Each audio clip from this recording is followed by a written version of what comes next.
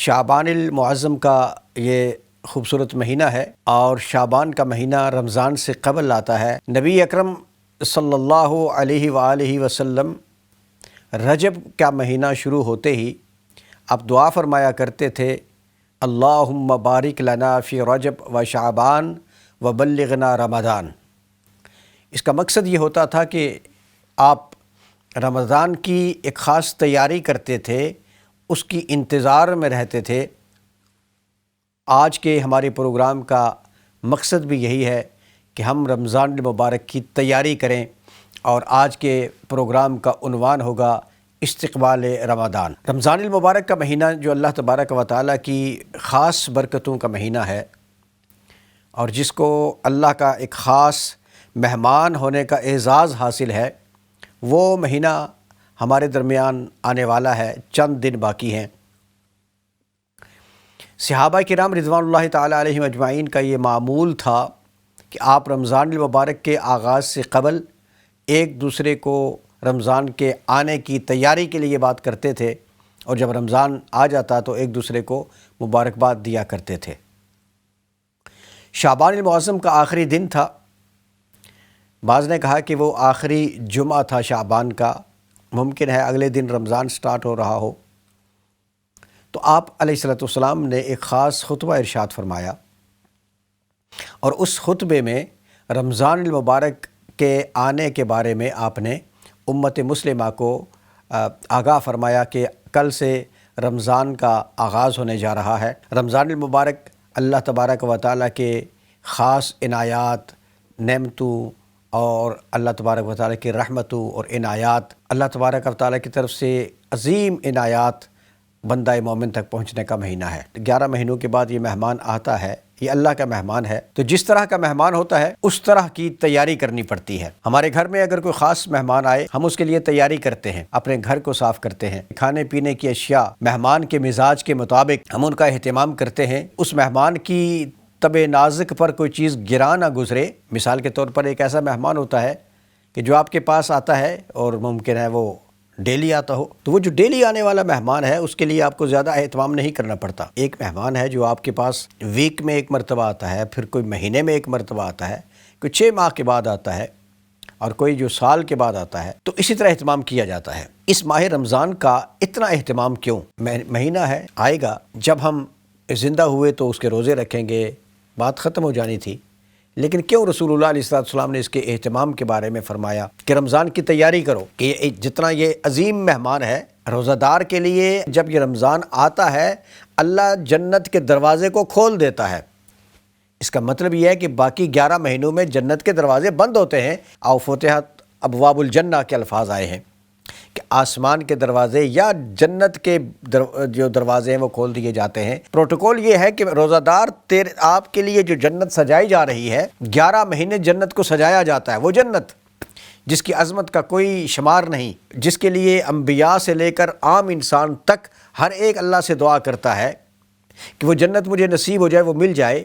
وہ جنت 11 مہینے روزہ دار کے لیے تیار کی جاتی ہے، اور اس کے اندر ایک خاص دروازہ، ایک خاص ڈور رکھا جاتا ہے۔ آپ کو پتہ ہے کہ جو خاص دروازے ہوتے ہیں ان میں سے خاص لوگوں کو اندر جانے کی اجازت ہوا کرتی ہے۔ جو جنت میں ایک خاص دروازہ ہے جس کو باب الریان کہتے ہیں، اس میں سے روزہ دار داخل ہوں گے۔ پہلے لوگ رمضان المبارک کے استقبال کے لیے وہ 15 شعبان سے قبل اکثر لوگ روزے رکھا کرتے تھے تاکہ ہماری ریہرسل ہو جائے، اور پھر 15 شعبان آتی، اور 15 شعبان کے جو رات ہے اس میں شب توبہ کے طور پر مناتے تھے۔ آج کل تو نہ جانے کیا کیا کچھ رسومات شروع ہو چکی ہوئی ہے۔ شب توبہ، اللہ کی بارگاہ میں التجا کرنا، توبہ کرنا، استغفار پڑھنا، اللہ کی بارگاہ سے مانگنا، یا اللہ تو بخشش اور عنایات عطا فرما دے، تو یہ معمول ہوا کرتا تھا۔ شعبان میں تیاری کی جاتی ہے رمضان کی، اور اس رمضان کے لیے کہ ہمارے اندر ایک احساس بیدار ہو جائے کہ ہم نے اپنے رب کے پاس، اللہ کے پاس جانا ہے۔ حضرت علی کرم اللہ تعالی وجہ الکریم، ایک صحابی فرماتے ہیں کہ میں نماز تہجد حضرت علی پڑھنے کے لیے تشریف لائے تو میں ساتھ میں بھی تھا، میں پیچھے بیٹھا تھا، تو تہجد ادا کرتے کرتے وہ دنیا سے مخاطب ہوئے، اے دنیا تو چاہتی ہے کہ مجھے تیرے اندر رغبت آئے، میلان آئے میرے اندر تیرے لیے، میں تجھے 3 طلاقیں دے چکا ہوں، فارغ کر چکا ہوں تجھے، میں تو اپنے رب کی رضا کی خاطر جیتا ہوں کہ کب میرا رب مجھ سے راضی ہو جائے گا، کب اس کی مرضی اور منشا ہوگی کہ وہ مجھے واپس اپنے پاس بلا لے گا۔ اس حوالے سے میں یہ عرض کرتا چلوں کہ رمضان کی تیاری ہم نے یوں کرنی ہے، آج سے ہی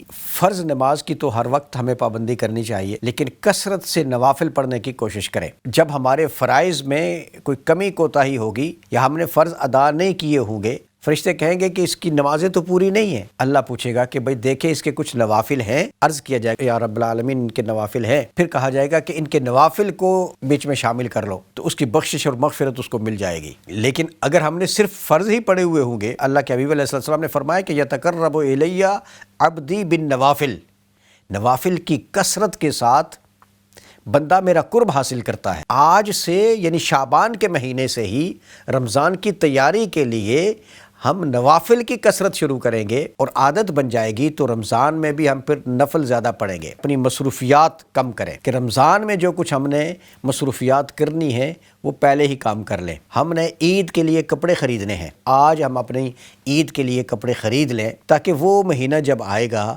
ہمیں بازار نہ جانا پڑے، ہمیں مسجد جانا پڑے۔ اس لیے کہ بازار سب سے زیادہ اللہ کی بارگاہ میں مبغوض ترین جگہ بازار ہے، جس کی طرف ہمارا رغبت اور میلان ہوتا ہے۔ اگرچہ رمضان ہوگا، کھنچے جائیں گے ہم بازاروں کی طرف۔ کسی نے جا کر بیسن خریدنا ہے، پکوڑے بنانے کے لیے پیاز خریدنا ہے، چھوٹی چھوٹی چیزیں لینی ہیں، بھاگتے بھاگتے جائیں گے۔ وہ ساری چیزیں شعبان میں اکٹھی کر کے گھر میں رکھ لیں۔ رات کو تراویح کے لیے جائیں، دن کو 5 نماز پابندی کے ساتھ پڑھنے کے لیے جائیں۔ آپ اوابین اہتمام کریں، آپ چاشت کا اور اشراق کا اہتمام کریں، تہجد کا اہتمام کریں، نماز تراویح میں قرآن پاک سننے کی تیاری کریں اور قرآن پاک پڑھنے کی تیاری کریں۔ کتنے اہم ترین دن ہوتے ہیں، یعنی آخری عشرہ ہے، عشرہ مغفرت، عتق من النار، اور اس آخری عشرے میں ہم کیا کر رہے ہوتے ہیں؟ ہم بجائے اس کے کہ اللہ سے عتق من النار کی دعا کریں، بجائے اس کے کہ اس کی بارگاہ سے ہم مانگیں کہ یا اللہ ہمیں عطا فرما دے اپنی رضا، اپنی خوشنودی اور بخشش کا پروانہ مجھے عطا فرما دے، یہ دعا کرنے کی بجائے ہم جا رہے ہوتے ہیں دکانداروں سے الجھ رہے ہوتے ہیں، یہ کپڑے تم نے 40 پاؤنڈ کا سوٹ تھا، یہ تم نے 20 پاؤنڈ، یہ 20 پاؤنڈ لینے تھے تم نے، یہ اس کا تم نے 15 لے لو تم نے، تو ہم الجھ رہے ہوتے ہیں۔ اس وقت رش بھی زیادہ ہوتا ہے، اس وقت مہنگائی بھی زیادہ ہو چکی ہوتی ہے۔ ہماری نیچر میں شامل ہے نا کہ جب کسٹمر زیادہ آتا ہے تو ہم پھر اس کی جب طلب زیادہ ہوتی ہے تو پھر ہم اس چیز کو، مال کو اور زیادہ مہنگا کر لیتے ہیں۔ اور اگر کوئی بھائی ہمارے دکاندار، کوئی بزنس مین، اگر وہ خدا خوفی ہے ان کے اندر، تو وہ اگر ان کا جو اصل قیمت بنتی ہے وہی رکھیں تو اللہ انہیں اجر دے۔ 5-4 پاؤنڈ زیادہ، 10 پاؤنڈ زیادہ لے سکتے تھے، وہ نہیں لے رہے، وہ کم قیمت لے رہے ہیں یا اتنی قیمت ہی لے رہے ہیں۔ لیکن ہوتا کیا ہے کہ اس وقت مہنگائی بھی زیادہ ہو چکی۔ دیکھنے میں یہی آیا ہے کہ ہماری اپنی جو مسلمانوں کی دکانیں، شاپس یا کاروبار ہوتے ہیں، یہ بات انفارچونیٹلی کہی جا رہی ہے۔ یہ بات کسی کو پسند آئے گی، کسی کو پسند نہیں آئے گی، لیکن ہمارے معاشرے کا المیہ ہے کہ رمضان آتا ہے تو ہم کھجوریں بھی مہنگی ہو جاتی ہیں، رمضان آتا ہے تو جو جام شیریں ہے یا جو شربت ہم بناتے ہیں وہ مہنگا ہو چکا ہوتا ہے۔ جب رمضان آتا ہے تو پھر ہماری ساری چیزیں زیادہ مہنگی ہو چکی ہوتی ہیں، ہمیں سستی کرنی چاہیے ہمارے ان لوگوں کو جن کے یہ بزنس ہے۔ تو عرض کرنا یہ مقصود تھا کہ اس وقت مہنگا خریدنے کے لیے ہم نکلیں گے، وقت بھی ضائع کریں گے، اور آج ہم شعبان کے مہینے میں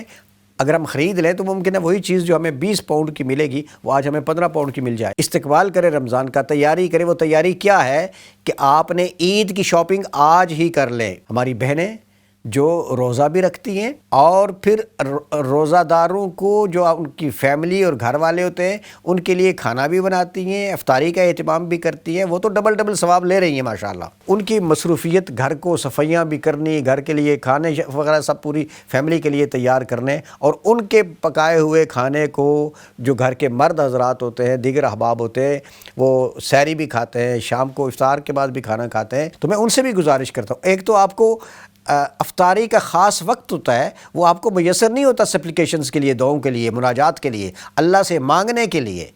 اور میں یہاں یہ بات دکھ سے یہ کہنا چاہ رہا ہوں کہ افطاری کے وقت ہماری صورتحال یہ ہوتی ہے کہ ہم افطاری کا وقت شروع ہو رہا ہوتا ہے، ہم پکوڑے بنا رہے ہوتے ہیں، ہم تیاریاں کر رہے ہوتے ہیں، ہم دسترخوان سجا رہے ہوتے ہیں، دعوتیں دے رہے ہوتے ہیں، لوگ اکٹھے ہو رہے ہوتے ہیں۔ بھائی نہیں، وہ وقت اللہ سے مانگنے کا وقت ہے۔ آپ نے پورا دن روزہ رکھا ہے اور جب اللہ سے مزدوری لینے کا ٹائم آیا اور آپ نے وہ وقت ہی ضائع کر دیا۔ اللہ سے کی مزدوری کب ملے گی؟ جب آپ اللہ کی بارگاہ میں کچھ گزارشات کریں گے، کچھ عرضی پیش کریں گے، کچھ آپ اپنی اپلیکیشن اس کے سبمٹ کریں گے اس کی بارگاہ میں کہ افطاری کے وقت میں گھر کی خواتین بھی اور مردوں کو تعاون کرنا چاہیے، بہنوں اپنے گھر کے خواتین کے ساتھ، تو ان کو ہاتھ بٹانا چاہیے۔ چہ جائے کہ بیٹھے ہوئے ہوتے ہیں مرد حضرات اور خواتین بیچاری بھاگتے بھاگتے کھجور کے ساتھ افطاری کر رہی ہیں، ان کی دعا کدھر گئی؟ ان کی مناجات کدھر گئیں؟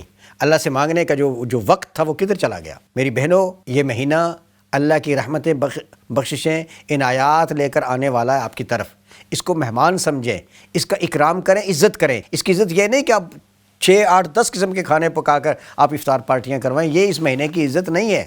اس مہینے کی عزت یہ ہے کہ آپ زیادہ سے زیادہ عبادات کریں، آپ ماحول گھر کا ایسا کریٹ کریں کہ آپ کے بچے بھی، آپ بھی، سارے اللہ کی عبادت کی طرف زیادہ مائل ہوں۔ رمضان المبارک کے آنے سے قبل یہ چیزیں انتظامات سارے کر لیں۔ اوبویسلی افطاری کا دن تو اسی وقت پکے گا جو آپ اس وقت پکائیں گے، بہت شارٹ سا رکھا کریں اور کوشش کیا کریں کہ دن کو تھوڑا تھوڑا کام ہو جائے، اور جو اللہ سے مانگنے کا وقت ہے، جو مناجات کا وقت ہے، جو اس کی بارگاہ میں التجائیں پیش کرنے کا وقت ہے، وہ وقت افطاری کی تیاری اور کھانے پینے کی تیاری اور دسترخوان سجانے کی تیاری اس میں صرف نہ ہو، ضائع نہ ہو۔ جو آپ کے ماتحت لوگ کام کر رہے ہیں ان سے کام کم لیں۔ آپ کے جو ورکرز ہیں، ایسے کوئی ہے کہ آپ کے آگے کو لوگ کام کر رہے ہیں، ان کو ریلیکسیشن دیں، عبادت کی چھٹی دیں، نماز پڑھنے کا ٹائم ایکسٹرا دیں۔ آپ جو کام کرنے والے لوگ ہیں، اگر آپ کام کرنے کے وقت میں کام سے ٹائم چرا کر تو عبادت کر رہے ہیں تو اس عبادت کا کوئی فائدہ نہیں ہے۔ آپ فرائض ادا کریں، اور فرائض ادا کرنے کے بعد اگر کام والے آپ کو چھٹی دے رہے ہیں کہ ٹھیک ہے آپ آدھے گھنٹے کے لیے نماز کی چھٹی ہے، 1 گھنٹے کے لیے نماز کی چھٹی ہے، 20 اور 15 منٹ کی چھٹی ہے، تو اس میں آپ زیادہ سے زیادہ عبادت کریں۔ ایک ذہن میں جس طرح آپ تیار ہو جاتے ہیں ذہن کے لیے، ہم جب کوئی سفر پہ جاتے ہیں تو اس سفر کی مشکلات پہلے سے ہمارے ذہن میں ہو نا، تو ہم ان مشکلات سے نبرد آزما ہونے کے لیے ہمارے لیے آسانیاں پیدا ہو جاتی ہیں۔ لیکن اگر پہلے سے ذہن میں اس کی تیاری نہ ہو، اچانک آ جائے تو پھر مشکلات پیدا ہو جاتی ہیں۔ تو ہم رمضان المبارک کے آنے سے قبل رمضان کی تیاری کرنی ہے، اور یہ سوچنا ہے کہ ابھی رمضان چونکہ ماہ قرآن ہے، اس میں قرآن نازل ہوا تھا، اور صرف قرآن نہیں بلکہ جتنے صحائف، جتنے صحیفے نازل ہوئے وہ رمضان میں نازل ہوئے، جتنی آسمانی کتابیں توریت، زبور، انجیل نازل ہوئی انبیاء کرام پر، وہ ساری رمضان المبارک میں نازل ہوئی ہیں، اور قرآن مقدس رمضان المبارک میں نازل ہوا۔ تو رمضان کے ساتھ اس کا کتب آسمانی کا خاص تعلق ہے، اور قرآن پاک جو ختمی مرتبت تاجدار عرب و عجم حضرت محمد رسول اللہ صلی اللہ تعالیٰ علیہ وسلم آخری نبی ہے، اور آخری نبی پر آخری کتاب آئی جس کو قرآن مقدس کہا جاتا ہے، اس قرآن پاک کو پڑھنے سمجھنے کے لیے ہم نے کوشش کرنی ہے، اچھے عالم دین سے قرآن سمجھنے کی کوشش کرنی ہے۔ اس کے تلفظ کے ساتھ کہا یہ گیا ہے کہ تجوید کے ساتھ قرآن پاک کا پڑھنا فرض کے برابر ہے۔ وہ پروننسیشن، اگر آپ یہاں کوئی بھی لینگویج سیکھتے ہیں، مثلا انگلش لینگویج بولنے کے لیے آپ انگلش کا پراپر جو اس کا ایکسنٹ ہے، جو اس کا لہجہ ہے، وہ سیکھنے کی کوشش کرتے ہیں۔ کیوں؟ تاکہ پھر جب آپ کسی سے بات کریں گے تو بات کرتے ہوئے آپ کو پرابلم نہ ہو، ایسا ایکسنٹ یوز کرتے ہیں۔ بھئی عربی کے ساتھ اتنا وہ ہم کر رہے ہیں کہ اس کا ایکسنٹ ہم کیوں نہیں، ہم قرآن پاک کو پنجابی لہجے میں، گجراتی لہجے میں، بنگالی لہجے میں، ہم اس کو پتہ نہیں مختلف لہجوں میں قرآن پاک کو پڑھ رہے ہوتے ہیں۔ تو قرآن پاک کو عربی لہجے میں پڑھنا چاہیے۔ قرآن پاک کو سیکھنے کا موقع ہے رمضان المبارک کا مہینہ۔ جو کاموں میں بزی ہوتے ہیں وہ کاموں سے چھٹیاں کریں، اور اس ماہ مقدس میں، اس پیارے مہینے میں، رمضان المبارک جو قرآن کا مہینہ ہے، اس پہلے سے ہی تیاری کر لیں کہ میں نے اس ماہ مبارک میں قرآن پاک کی 10 صورتیں زبانی یاد کرنی ہیں، 20 صورتیں زبانی یاد کرنی ہیں، میں نے 5 صورتوں کا، 10 صورتوں کا ٹرانسلیشن وتھ تفسیر پڑھنا ہے۔ صرف ترجمہ پڑھنے سے قرآن پاک کی سمجھ نہیں آتی جب تک آپ کسی تفسیر کو نہیں پڑھیں گے، جب اس کی ساری جتنی بھی ڈاکومنٹری ہے، جو اس کا شان نزول ہے، کیوں یہ آیات نازل ہوئی، کس معاملے میں ہوئی، اور کیا کیا اس میں بیان کیا ہو رہا ہے، تو اس وقت جب آپ اس کے پراپر طریقے سے سمجھیں گے، آپ کو پتہ چلے گا کہ قرآن پاک آپ کو کیا کہہ رہا ہے۔ میں یہ کہا کرتا چاہتا ہوں کہ جس طرح ہر ایک مشینری ہے، ہمیں کیمرہ لے لیں، اس کیمرہ جب خریدا گیا تھا تو اس کیمرے کو خریدنے کے وقت ایک بکلیٹ اس کمپنی نے ساتھ دیا تھا کہ اس بکلیٹ میں سب کچھ لکھا ہوا تھا کہ اس کیمرے کو اس طرح یوز کریں گے تو آپ کے لیے فائدہ مند ہوگا، اور اس طرح کریں گے تو فائدہ مند نہیں ہوگا۔ اسی طرح اس انسان کے ساتھ جب اس انسان کو اس کریٹر نے کریٹ کیا تو اس کے ساتھ بھی ایک بکلیٹ بھیجا، اس کو قرآن پاک کہتے ہیں۔ تو اس قرآن پاک کو صحیح طریقے سے پڑھنا، عمل کرنا ضروری ہے۔ ہر سال رمضان آتا ہے، رمضان چلا جاتا ہے، ہماری زندگی ادھر کی ادھر ہے۔ رمضان کے ایک مہینے کے لیے ہم تو بڑے ٹھیک ٹھاک ہو جاتے ہیں، لیکن جب رمضان چلا جاتا ہے تو پھر ہم کیا کرتے ہیں؟ پھر ہماری وہی پرانی صورتحال شروع ہو جاتی ہے، وہی غیبت کرنا، وہی گالی گلوچ کرنا، وہی جھوٹ بولنا، ناپ تول میں کمی کرنا، اس کے علاوہ گفتگو میں احتیاط اور توازن کا نہ ہونا۔ یہ تو بہت بڑی بات ہے کہ پہلے تولو پھر بولو، زبان سے وہ نکلے جو حق بات ہو، جو صحیح بات ہو، اور آپ دیکھیں کہ آپ کی زبان سے کوئی لغویات تو نہیں نکل رہی۔ تو یہ سارا کچھ شروع ہو جاتا ہے جب ہم رمضان المبارک ختم ہوتا ہے تو دوستان محترم، عرض کرنا یہ مقصود ہے کہ اگر اللہ تعالیٰ نے ہمیں رمضان المبارک، ہمارے پاس مہمان آنے والا ہے تو اس مہمان کی تیاری کریں۔ بہت سارے میرے دوست ہیں جن کو میں پرسنلی جانتا ہوں جو 3 قرآن رمضان المبارک میں ختم کرتے ہیں۔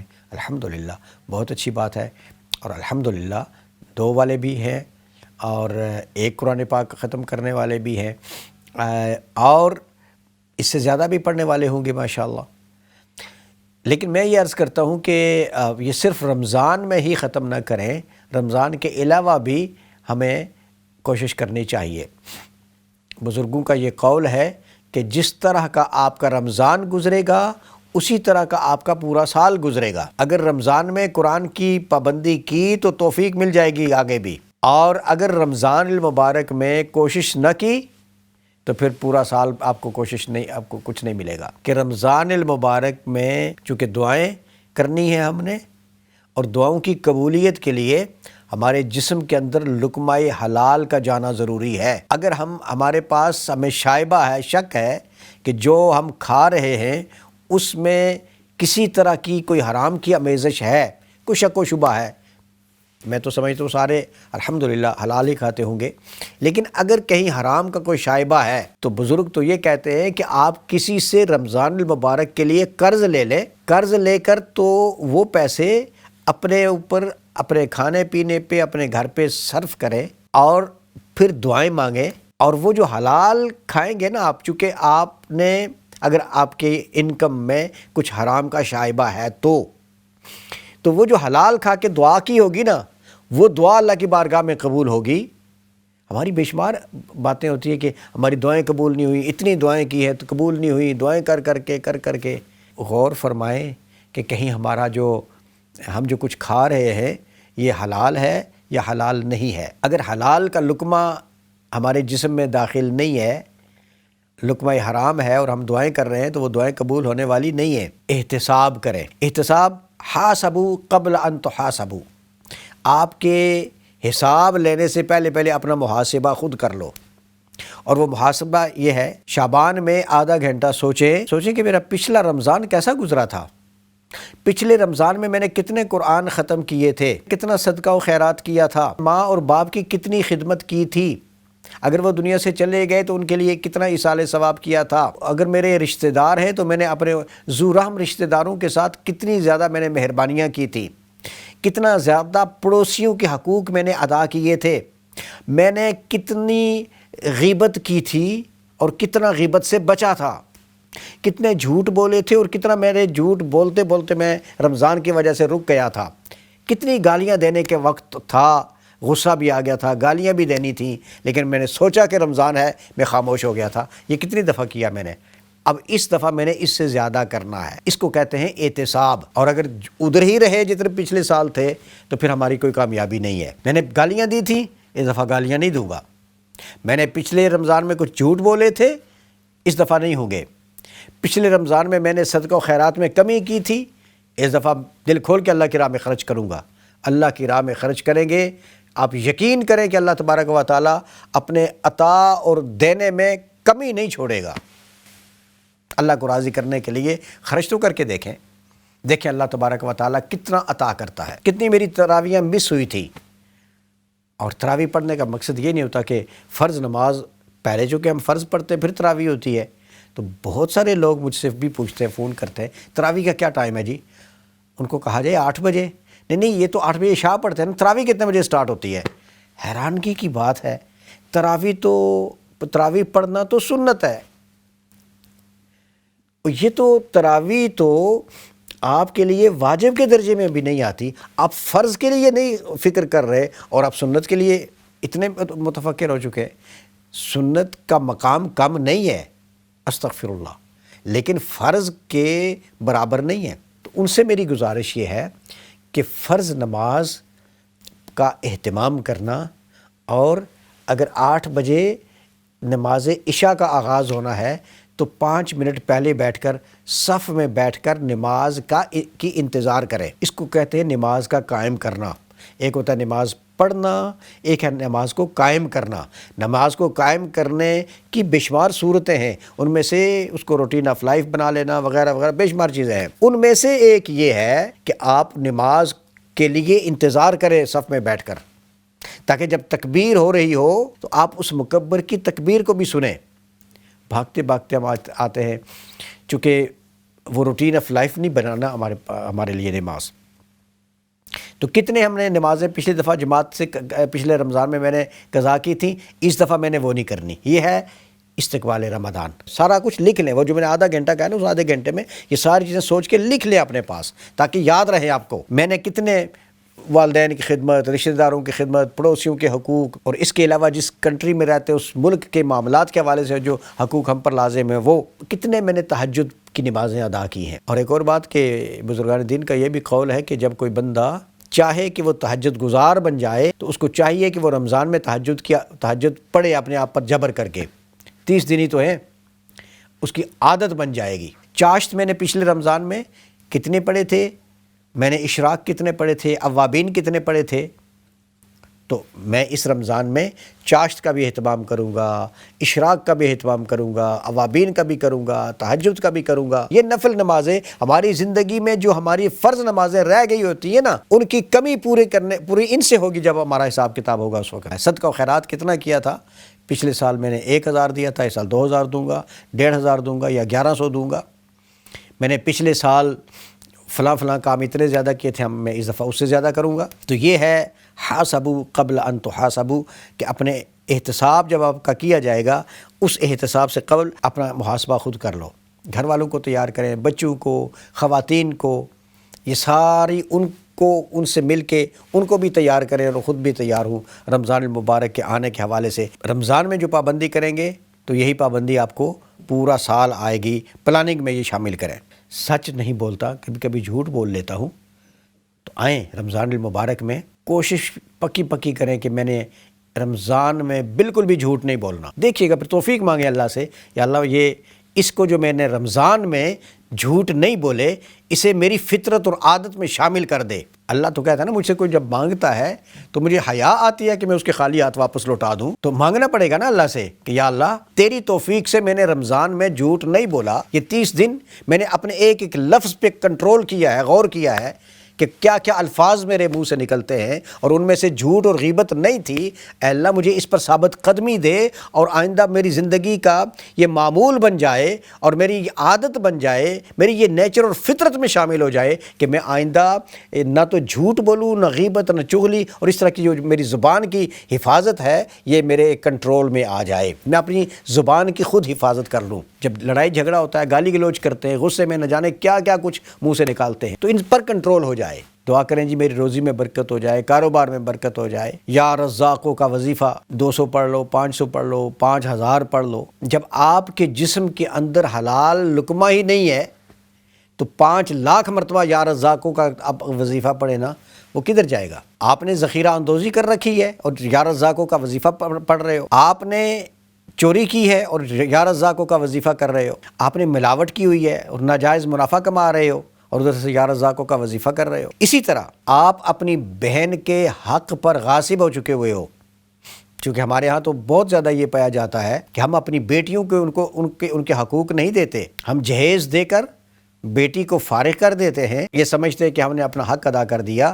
یہ حق ادا نہیں ہوا ہے۔ بیٹی آپ کے جائیداد میں اسی طرح شریک ہے جس طرح بیٹا ہے، صرف حصہ کتنا ملے گا وہ ایک علیحدہ بات ہے کہ اس کو بیٹے کو دگنا اور للذکر مثل حظ الانثیین، یعنی بیٹی کو جتنا ملے گا بیٹے کو دگنا مل جائے گا۔ لیکن بیٹی کو ملنا ہے حصہ۔ بیٹیوں اپنی بہنوں کے حقوق ان کو دیے نہیں ہم نے، ان کے مال پہ ہم قابض ہوئے ہیں اور یا رزاقوں کا وظیفہ کر رہے ہیں، یا غنی ہو یا رزاق ہو، یا غنی ہو یا رزاق ہو کے وظیفے ہو رہے ہیں۔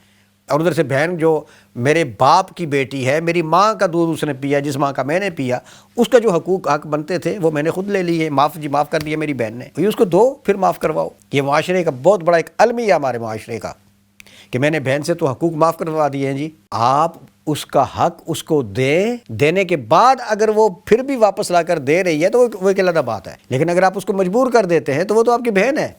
بہنیں تو اپنی بھائیوں پر اپنی جانیں قربان کرنے کے لیے تیار ہو جاتی ہیں۔ کہیں تھوڑی بہت پرابلمز بھی ہیں، لیکن اللہ تعالیٰ ان پرابلمز کو سارٹ آؤٹ کرے، اللہ حل کرے، لیکن بہنیں تو سب کچھ نچھاور کر دیتی ہیں اپنے بھائیوں پر۔ تو یہ مال جو جس پر آپ قابض ہوئے ہو وہ ان کے لیے، ان کی نظروں میں اس کی اہمیت نہیں ہے، ان کی نظروں میں اس بھائی کی اہمیت زیادہ ہوتی ہے۔ تو اگر وہ مطالبہ نہیں کرتی تو آپ کو تو پتہ ہے نا کہ اس کا حق بنتا ہے، میں کیوں اس کا حق رکھتا ہوں؟ حلال کا اہتمام کرنا ضروری ہے۔ جب ان کا حق ان کو ملا ہوا ہوگا، آپ اپنے حق پر جو کچھ آپ دنیا سے کیا لے کے جانا ہے؟ دنیا سے ہم نے خالی ہاتھ جانا ہے، جتنی محنتیں کر کے اتنے محلات بنائیں گے، اور جو بچے جن کے لیے ہم بنا رہے ہوتے ہیں وہ بچے کیا پتہ کل ہمارے لیے دعائے مغفرت کے لیے ہاتھ بھی اٹھائیں گے یا نہیں اٹھائیں گے، چلو یہ تو ان کا کام ہے، لیکن ہمارے ذمہ یہ تو نہیں تھا نا کہ ہم دوسروں کے حقوق کو غصب کر کے اپنے بچوں کے لیے بنا کر رکھ دیں۔ نہیں، اپنی محنت مزدوری سے جو بنایا ہوا ہے اوبویسلی وہ اس کے مالک آپ کے بچے ہیں۔ آپ کے حصے میں جتنی جائیداد اپنے آبا و اجداد سے آئی ہے اس میں سے جو کچھ آپ کے حصے کا بنتا ہے وہ آپ اپنا ضرور رکھیں، اور وہ آپ کے بچے ہی اس کے مالک ہیں۔ حقوق کی ادائیگی پر توجہ دینی ہے، حقوق اللہ بھی اور حقوق العباد بھی، پھر دعائیں کام کریں گی، پھر وظیفے قائم کریں گے، 2 دفعہ کہیں گے اللہ تعالیٰ رحمتوں کی برسات کر دے گا۔ اس مالک کو تو ایک دفعہ ہی پکار لیں، وہ کہتا ہے کہ میں تو تمہاری نحن اقرب الیہ من حبل الورید، وہ تو رگے جہاں سے بھی زیادہ قریب ہے، وہ تو پکار کر کہتا ہے اے میرے بندے کدھر جا رہے ہو، واپس آؤ میری طرف۔ لیکن اس نے کچھ کرائٹیریاز رکھے ہوئے ہیں، ہم نے حقوق کا خیال رکھنا ہے۔ چونکہ میرے پاس بہت سارے ایسے مسائل آتے ہیں بہنوں کے حقوق کے حوالے سے، بیٹی اور بہن کا حق نہیں دیتے، ان سے میری گزارش ہے بھائیو، کچھ نہیں رہے گا یہاں اس دنیا میں۔ آپ کے پاس جب دنیا سے جائیں گے تو خالی ہاتھ جائیں گے، آپ اعمال لے کے جائیں گے آپ۔ اس لیے رمضان سے پہلے، اور اگر میری اس گفتگو سے کسی ایک بھائی نے بھی یہ اپنے دل میں تہیہ کر لیا کہ میں اپنی بہن کا حق ادا کروں، میں اپنی بہن کا حق ادا کرنے کے لیے تیار ہوں، اور اس رمضان میں یا اس سے قبل میں اپنی بہن کا حق ادا کروں گا اور اس کا جو حصہ بنتا ہے اس کو میں پیش کروں گا، تو یقیناً یہ اس کے لیے بھی اور میرے لیے بھی بخشش کا ذریعہ بن جائے گا۔